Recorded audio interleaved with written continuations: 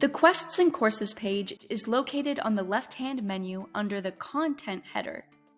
This is where you can view all available collections of lessons. A quest is a sequence of lessons designed to be taken together to explore a larger musical topic.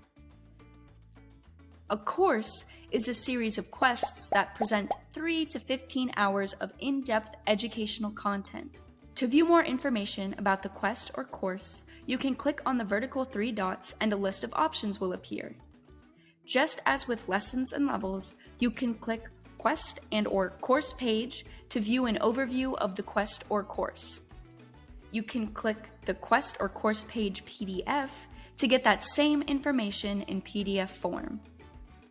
Click More Details to view a more in-depth breakdown of the lessons in the course or quest.